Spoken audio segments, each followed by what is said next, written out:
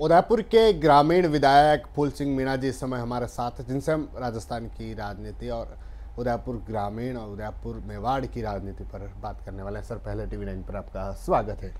आपके सभी श्रोताओं को, जिन्होंने भी यह चैनल को खोलकर देख रहे हैं, उनको सबको मेरी तरफ से बहुत बहुत शुभकामनाएं। सर, अभी देश भर में कई सारे मुद्दे हैं जो चर्चा पे हैं। पहला मुद्दा वोट चोरी का, जिस पर कांग्रेस जमकर निशाना साध रही है। यहाँ तक कि राजस्थान में जो कांग्रेस के नेता है वह भी वोट चोरी के आरोप लगा रहे हैं कि उनका कहना है कि राजस्थान में कई विधानसभा है जहाँ पर वोट चोरी हुई है। कैसे देखते हैं आप इसको? पहले अपने पाँवों के नीचे का वो देखे, मंगरा जो जल रहा है ना, उसको देखने से पहले अपने पाँव में जो जल रहा है ना, उसको देखे। जब ये इनकी तो आदत में है, जहाँ वो जीतते हैं वहाँ पर तो सब सही है। जब इनको हारने का जो डर रहता, वहाँ पर मतलब ये वोट चोरी की बात करते हैं। वहाँ पर यहाँ उदयपुर के अंदर, उदयपुर ग्रामीण विधानसभा में भी रिजल्ट आया, दूसरी विधानसभा में भी आया। पूरा राजस्थान का देखो, जहाँ पर वो हारे हैं वहाँ पर चोरी का इल्ज़ाम लगाएंगे, और जीते हैं वहाँ पर सब सही है। ये उनकी शुरू से आज दिन तक की इनकी जो विचारधारा है कि खुद अपने अलावा कोई दूसरी पार्टी नहीं आए, तो वो कांग्रेस का अब जनाधार खत्म होता नज़र आ रहा है। तो अब वो क्या करे, जनता के बीच में जा रहे हैं, जनता उनको एक्सपर्ट नहीं कर रही है, इसलिए वो पोपरगंडा कर रही है कि भाई हम ये करेंगे वो करेंगे। ये करने से जनता समझ चुकी है, कितना ही वो लोभ लालच दे या गुमराह करने का प्रयास करे, जनता कभी भी उनके झांसे में नहीं आ रही है। देश की राजनीति के अंदर मोदी जी ने जो काम किया है, जो 70 साल में काम नहीं हुआ, वो काम अब नज़र आ रहा है। आज विदेशी ताकतें भी ध्वस्त हो चुकी है, जहाँ पर जो आतंकवादी खत्म हो चुके हैं, जहाँ पत्थर मारते थे कश्मीर के अंदर, उनको पैसे दे देकर पत्थर मरवाते थे सैनिकों के ऊपर। सैनिकों की क्या गलती है? वो तो ठीक है, उनके हाथ बंधे हुए थे, ऑर्डर नहीं था, इसलिए मार खाते थे। मोदी जी ने खुली छूट दी, अब वो पत्थर फेंकने वाले कहाँ चले गए? सब खत्म हो गए। धारा 370 हट गई। ये कहते थे खून की नदियाँ बहेगी, कोई एक चींटी भी मरी क्या? नहीं मरी। और ये मुसलमान समाज का जो वोट लेकर वो महिलाओं के साथ में अत्याचार करते थे, 3 तलाक का, उस मुद्दे को भी मोदी जी ने ख़त्म कर दिया। मोदी जी ने ये नहीं सोचा कि भाई कौन वोट देगा कौन नहीं देगा। मुसलमान बहनें जो इस 3 तलाक के मुद्दे पे पूरी प्रताड़ित थी, उनको निजात किसने दिलाया? राम मंदिर के लिए कहते थे मंदिर हम वहीं बनाएंगे, तारीख नहीं बताएंगे।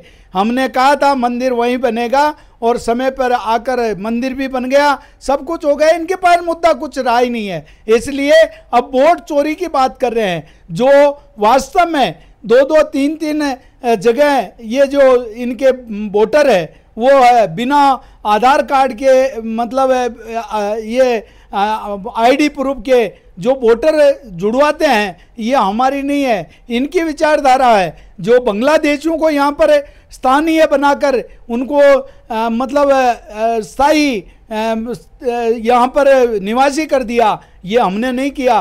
उनके पाँव में देखे और फिर मंगरे की तरफ इशारा करें। एक सर, हनुमान बेनीवाल भी कह रहे हैं कि अभी जो उपचुनाव हुए उनकी पत्नी वहाँ से हार गई, तो कहीं की वोट चोरी वहाँ पर हुई है। हनुमान बेनीवाल जी को ही पता लग गया कि वास्तव में मैं कितना जनता के बीच में खरा उतरता हूँ। उनके 3-4 विधायक हुआ करते थे, अभी एक भी नहीं है। ये हनुमान जी बेनीवाल को देखना चाहिए, जनता के बीच में जो भी बात करते हैं वो सही करे। जब जीतते थे तब तो चोरी नहीं होती थी, अब की बार चोरी हो गई, क्योंकि जनता उनसे छिटक चुकी। एक सर, अभी जो मुद्दा चला कि कोई भी जनप्रतिनिधि है, चाहे विधायक हो, प्रधानमंत्री हो, मुख्यमंत्री हो, वह 30 दिन की जेल काटेगा तो उनका जो पद है वह उस तरह से हो जाएगा। मामला जेपीसी में चला गया, उसको आप कैसे देखते हैं? विपक्ष कह रहा है कि यह तो अन्याय क्या है। गुनाह करेगा और उसको सजा देना अन्याय है? गुनाह करो ही मत, सजा होगी नहीं। और जब सजा हुई है, कोर्ट आदेश देगा, तो उसके अंदर तो उनको मानना पड़ेगा। या तो गुनाह करो मत, और करते हो तो उसकी सजा भुगतने के लिए भी तैयार रहो भाई। आप राजस्थान के उस विधानसभा में विधायक हैं, वहाँ पर अभी कई सारी सियासी चर्चा है, क्योंकि मुख्यमंत्री के लगातार दिल्ली दौरे हो रहे हैं। मंत्रिमंडल को लेकर चर्चा हो रही है, तो आप भी उस विधानसभा को उस तरह से देखते हैं, तो सर क्या लगता है कि मंत्रिमंडल का जल्द विस्तार होने वाला है? तो क्या, क्योंकि एक तरफ आपके प्रदेश अध्यक्ष वह कह रहे हैं कि हम संगठन जो मंत्री हैं जिनको संगठन में भी मौका देंगे, यानी उनका एक मैसेज है कि युवाओं को अब आगे लाएंगे। ये पार्टी की प्रक्रिया है और अभी तो 30 मंत्री होना चाहिए, 6 मंत्री बाकी है और संगठन में जिसको ज़रूरत होगी तो मंत्री को भी संगठन में ले सकते हैं और संगठन के पदाधिकारी को अगर विधायक रह के संगठन में है तो उसको भी मंत्री का पद दे सकते हैं। ये तो हमारी पार्टी की मतलब एक प्रक्रिया है, तो प्रक्रिया में सबको गुजरना पड़ता है और अच्छा काम कर रहा है, जहाँ पे कर रहा है उससे और अच्छा कराने की उम्मीद होती है तो उनको बदलते हैं। सर क्या लगता है, क्योंकि विपक्ष तो हमला कर रहा है कि सरकार की नाकामियों को बता रहा है कि सरकार ने 1.5 साल में ऐसा कुछ नहीं कर पाए, बेरोजगारों का मुद्दा है, उस तरह से विपक्ष उसको उठा रहा है। पूर्व गहलोत साहब की सरकार थी, 4 साल तक उन्होंने कुछ नहीं किया और रेवड़ियाँ बांटी, लास्ट में जनता समझ चुकी थी। और हमारे जो भजन लाल जी सरकार जब बनी तो हमारे 2 बजट के अंदर इतना बजट दे दिया जो वास्तव में ये मतलब बौखला चुके कि ये बजट अगर धरातल पर पूरा आगे आ जाएगा तो हमारा वजूद ही खत्म हो जाएगा।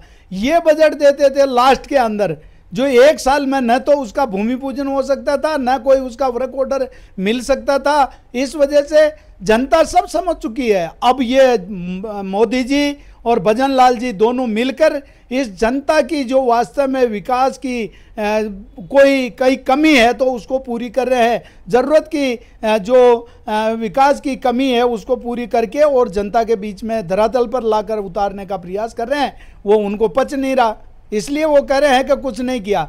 क्यों नहीं किया भाई? बजट कितना दिया, कहाँ कहाँ। यहाँ पे देखो उदयपुर के अंदर हमारा एलिवेटर रोड बन रहा है, पारस तिराया पे और ब्रिज बन रहा है, यहाँ पर पटेल सर्कल पर अंडरपास बन रहा है, मेरा यहाँ मतलब दुर्गा नर्सरी से ठेठ वहाँ कलरवास तक का रोड बन रहा है, नांदेश्वर से लेकर यहाँ पर हमारा रामपुरा तक रोड चौड़ा हो रहा है। कहाँ कहाँ कमी रह गई है? आज हमारा देबारी से प्रताप नगर तक और ब्रिज बनाने का जो बात हो रही थी वो, मगर वो कहीं न कहीं उसका मेजरमेंट में या कोई उनकी तकनीकी में कुछ सेट नहीं हो रहा।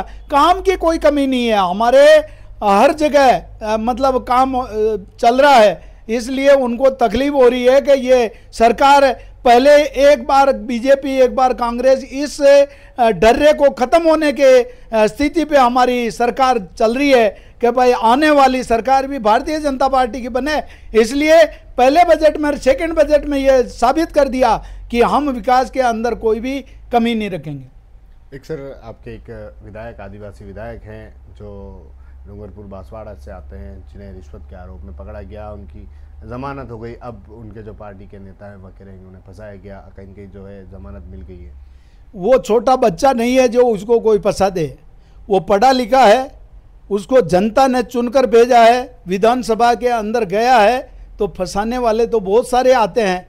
हमारे ऊपर भी ऐसा कोई दबाव आया होगा, मगर हर आदमी इसको सोच समझकर काम करता है कि भाई ऐसा काम ना करें जो हमारे आगे दिक्कत आए। जैसे ये जो रिश्वत की जो बात की है तो फंसाने का मतलब है वो पैसे लिया है, दिया है, बात हुई है, रिकॉर्ड हुई है, ये भी कोई फंसाने की बात है क्या? वो बच्चा नहीं है भाई, वो भी हमारे पढ़ा लिखा इंसान है, जनता ने चुनकर भेजा है। तो ऐसे दबाव आज दिन तक इस राजनीति के अंदर ऐसा विधायक कोई नहीं है जो ऐसे कृत्य में फंसा हो, जो रिश्वत के कांड में फंसा हो। पहला विधायक है जो ये रिश्वत के इस लपेटे में आया है, तो इन्होंने कुछ किया है तभी तो आए। पर सर इनके नेता अब बीजेपी पर निशाना साध रहे हैं कि बीजेपी के नेताओं ने इस तरह से किया और अब उनको जमानत मिल गई है, न्याय मिल गया है। इस तरह न्याय तो अभी तो जमानत मिली है, केस तो चल रहा है, न्याय तो तब मिलेगा जो बिल्कुल इज्जत बरी होगा तब। अब कितना सच्चाई है क्या है वो तो कोर्ट फैसला करेगी। मैं इसके अंदर नहीं कहूँगा कि भाई कौन सच्चा है कौन झूठा है, वो तो न्याय प्रक्रिया और जांच कमेटी होगी तो वो निर्णय करेगी। उनका कहना है कि जो उनके पार्टी जैसे पार्टी के नेता आगे बढ़ रहे हैं तो कहीं न कहीं जो बड़ी पार्टियां उनको पच नहीं रहा, इस कारण से वो इस तरह से कर रही है। आज दिन तक किसी न किसी को कमज़ोर करने का प्रयास किया होगा, मगर जिसका जो सच्चाई से काम करने वाला आदमी है, पार्टी तो आपस में तो वो दूसरी पार्टी के ऊपर करते होंगे, दूसरी पार्टी उनके ऊपर करती होगी, ये तो प्रक्रियाधीन है। मगर जो अच्छा काम करता है उसको कोई रोक नहीं सकता, और जो ऐसा काम करेगा उसको जनता जानती है। इनके जो भी कारनामे हैं सबके सामने है, और मैंने तो क्या मीडिया में जनता देखी है और जनता के बीच में गया है। कोई किसी को दबाने का प्रयास नहीं करता है, अपने आप ही वो तूर के बोझ से तूर ही गिरती है। इसलिए कोई अपना अच्छा कर्म करेगा तो आगे बढ़ेगा, और अगर ऐसा ही करेगा तो अभी तो उनके 3 विधायक हैं, और आगे जो बढ़ने की जो देख रहे हैं वो विधायकों का ये हाल है, तो आगे क्या जनता उनको समर्थन देगी। एक सर, क्योंकि पार्टी तो वहाँ पर डूंगरपुर बांसवाड़ा में बढ़त एक सांसद, 3 MLA, और जो धीरे धीरे जो देखने को मिला पंचायती राज चुनाव भी है, बीजेपी और कांग्रेस के सामने बड़ी मुश्किलें हैं, क्योंकि आपका क्षेत्र है वह भी पूरा आदिवासी क्षेत्र है, पास में सलूम्बर है, ऐसे आदिवासी क्षेत्र है, और आगामी पंचायती राज चुनाव भी है, तो उस समय फिर क्या करेंगे आप? ऐसा है, ये गुमराह करते हैं कि देवी देवता को नहीं मानेंगे, ये नहीं करेंगे, वो नहीं करेंगे। मेरी विधानसभा के अंदर गौरी नृत्य कम से कम तो भी 20, 25, 30 गाँव में गौरी का जो हमारा शिव पार्वती का खेल है उसको भी ले रहे हैं। सब समझ रही है जनता, और तूफान आता है ना तो वास्तव में उसको ख़त्म भी होना पड़ता है। जैसे बहुत सारी पार्टियां आई है और चली गई, जैसे हनुमान बेनीवाल है या जनता दल है या कोई भी पार्टियां आई है और उनका वजूद ही ख़त्म हो गया। तो एक दफ़ा जनता बेचारी भोली डाली है, अगर उनके लपेटे में आ गई है तो कल उनको पता पड़ जाएगा, वापस डाउन हो जाएंगे। एक सर, एक मुद्दा है जो हमेशा उठता है मूलभूत सुविधाओं का। आपकी विधानसभा में भी ऐसे कुछ गांव होंगे जहां मूलभूत सुविधाओं का अभी भी अभाव होगा, जहां आज भी उन लोगों को मूलभूत सुविधा नहीं मिलती। उसके लिए हम प्रयासरत हैं, और बिल्कुल जहाँ पे जो कमी है उसको पूर्ति करने के लिए सरकार से हमने मांग की है। कहीं पे भी कोई पानी की है, ये आज दिन तक पानी के लिए किसी ने नहीं सोचा था। मंगरी के अंदर भी टंकी बनेगी, आज आप जाकर देखो गांव मजरा ढाणी में बड़ी बड़ी टंकियां बनी हुई है। जैसे शहर के अंदर टंकियां बनी हुई है वैसे टंकियां बनी हुई है, घर घर नल पहुंचाने का प्रयास कर रहे हैं। पूर्व सरकार ने जो हमारा ये है जनता जल योजना को धरातल पर ले जाने का प्रयास किया था, हमारे को 2 साल हो गए उस दलदल में से निकलने के लिए। वो अधिकारी आज भी मतलब पूरा काम करना चाहते हैं, मगर वो जो पहले का जो धर्रा खराब था उनको सुधारने के लिए बहुत सारे अधिकारी कर्मचारी जेल जा चुके हैं, भ्रष्टाचार में फंस गए हैं, तो उनको सुधार कर रहे हैं। जनता की जो आधारभूत सुविधा का आपने जो बताया कमी है उसको हम पूरी करेंगे। जैसे मैं ये कह रहा हूँ कि ऐसे कोई गांव हो जहां आज भी आपको लगता है कि मूलभूत सुविधाओं का अभाव है, ऐसे कोई गांव हो तो? मैं आपको बता रहा था कि जैसे हमारे चांसदा है उसमें वली और ये मतलब उधर बड़े गांव है, वहाँ पर जो जंगल में रहते हैं वहाँ पर सौर ऊर्जा की लाइटें लगाई थी, मगर पूर्व सरकारों ने जो भी किया है उन्होंने थोड़े दिन लाइटें लगी और वो ख़त्म हो गई है। तो अब वन विभाग के अंदर जो आज भी लाइटों से वंचित है उनके लिए अभी मोदी जी ने योजना बनाई है, उस योजना से हम प्रयास कर रहे हैं कि उनको लाइट से जोड़ें। और वन विभाग में जो बचे हुए हैं उनके वहाँ पर स्कूल हैं और सामुदायिक भवन है या चिकित्सा है, शिक्षा है, उनका हम प्रयास कर रहे हैं। कहीं कमी है उनको पूर्ति करने का पूरा भरसक प्रयास कर रहे हैं। सर, आप भी तीसरी बार के विधायक हैं, क्या लगता है कि आज भी बीजेपी के अंदर जो बड़े नेताओं की जो गुटबाजी है, गुटबाजी का कहीं न कहीं इस बार जो मंत्रिमंडल है, क्योंकि जब विस्तार हुआ था मंत्रिमंडल का तो उसमें उस तरह से नहीं देखा गया था, अब कहीं न कहीं चर्चा सियासत में जोरों पर है कि कहीं न कहीं हो सकता है उन्हें भी मौका दे? नहीं, ऐसा कुछ नहीं है।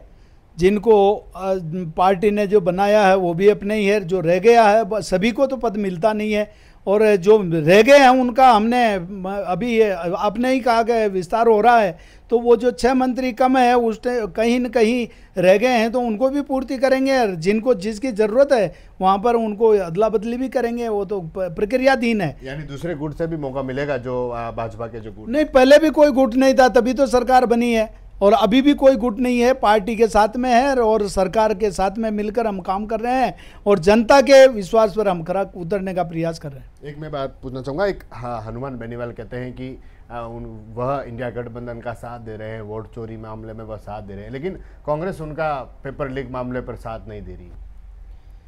ऐसा है कि हनुमान जी बेनीवाल जानते हैं कि पेपर लीक के अंदर इन्होंने कितना मतलब भ्रष्टाचार किया, जो कितने वो लोग जेल में सड़ रहे हैं और बेचारे बेरोजगारों को धोखा दिया और उनके जो चहेतों को पद दिया। आपको पता होगा कि गहलोत साहब ने शिक्षा विभाग का बड़ा सम्मेलन में पूछा था, अरे भाई कोई आपके पास से पैसे ले तो नहीं रहे हैं? पूरा सदन ने हाथ खड़ा करके खड़े होकर कहा कि साहब काम पैसे दिए बिना काम नहीं हो रहा है। तो गहलोत जी को पता हो के भी चुपचाप थे, क्योंकि उन्होंने नौकरियों में भ्रष्टाचार किया और ट्रांसपोर्ट में भ्रष्टाचार किया, तो उनको जनता ने वापस धरातल पर लाकर छोड़ दिया। तो ये तो उनका अंदरूनी मामला है कि उन्होंने कैसे सरकार चलाई, तो जनता ने उसको बताया। यार बेनीवाल जी सही काम के लिए सहयोग करते हैं तो हम भी स्वागत करते हैं, मगर भ्रष्टाचार में वो चुप क्यों रहे, ये तो वो जानते हैं क्यों भ्रष्टाचार कितना बेरोजगारों के साथ में अन्याय किया, तो उसके लिए उनको मालूम। आपके एक सांसद है, आदिवासी सांसद राजकुमार वो जो लगातार बीजेपी को घेरने का काम कर रहे हैं, आपके आदिवासी जो मंत्री हैं टीआईडी मंत्री बाबूलाल जी, जिनको घेरने का काम कर रहे हैं, भ्रष्टाचार के आरोप लगा रहे हैं, वो साबित करके बताए। ये कहना अलग चीज़ है और साबित करना अलग चीज़ है। कोई एक दूसरे पे झूठा आरोप लगाना ये कतई भी न्यायोचित नहीं है। ये मैं इस पे कोई टिप्पणी नहीं करूँगा। आपके शिक्षा मंत्री जी को लेकर भी कई सारे सवाल जो राजस्थान में खड़े हुए हैं, जब बिल्डिंगें गिरी, जब उनके आदेश सामने आए, तो अब शिक्षक संघों ने भी विरोध किया कि जो आदेश देखने को मिले, और अब कहीं न कहीं जो जर्जर भवन गिरे उसके बाद और उन पर जो है विपक्ष जमकर निशाना साधा। विपक्ष को भी पता है साहब, मैं तो पहले से ही मतलब जब 2018 में इनकी सरकार आई थी तब से मैं कह रहा था कि ये भवन जर्जर है, इनके ऊपर बजट दो। डीएमएफटी फंड का पैसा भी इनके जो उपचुनाव थे ना वहाँ पे लगा दिया, हमारे को 1 रुपया नहीं दिया। ऐसी स्थिति में ये बरसों से बनी हुई है ये मतलब भवन जो निर्माण हो रहा है, उसमें कहीं न कहीं इसकी क्वालिटी में पहले सरकारों ने विशेष तौर पर पानी का ढलान बराबर नहीं देने की वजह से छत पर एक तो नाल नहीं थी, एक उनका पानी का जो निकास नहीं था, पानी भरा रहने से तार खच गए और वो जर्जर अवस्था में हो गई। तो उसकी रिपेयर करने के लिए कोई बजट ही नहीं देता था कि इसका रिपेयर के लिए बजट क्या दें। 5 लाख रुपए में 5 करोड़ की बिल्डिंग सही हो रही है, उसके ऊपर कोई ध्यान नहीं दे रहे थे और अब वो टूट कर गिरने की स्थिति में हो गई है। तो ये तो शिक्षा मंत्री क्या करे बेचारा।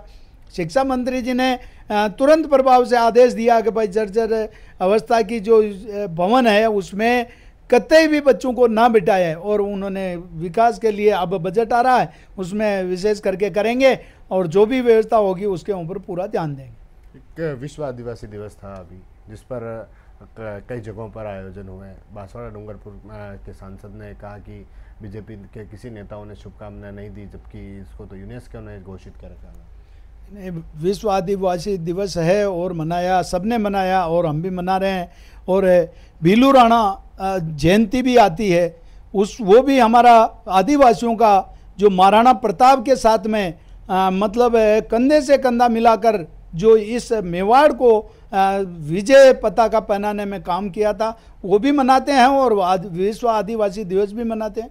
ठीक है, बहुत बहुत धन्यवाद। तो ये थे उदयपुर के ग्रामीण विधायक फूल सिंह जी मीणा, जिनसे हमने बात की प्रदेश की, देश की जो राजनीति है, जो सियासी हलचलें हैं, जो चर्चाओं में हैं, कई सारे मुद्दे हैं जो राजस्थान में जोरों पर देखने को मिले। हमने भी बात की कि क्या सोचते हैं। TV9 के लिए राजेश डांगी।